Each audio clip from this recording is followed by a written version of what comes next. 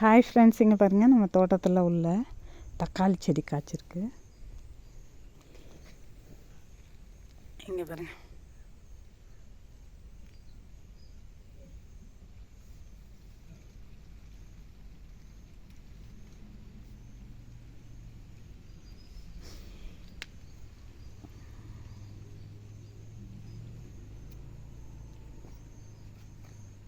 இது ஒரு துளசி செடி, கருந்துளசி.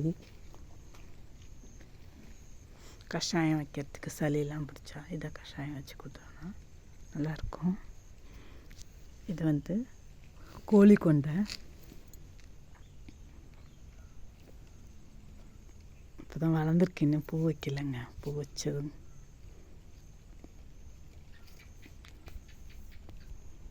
ஓகே ஃப்ரெண்ட்ஸ், தேங்க்ஸ் ஃபார் வாட்சிங்.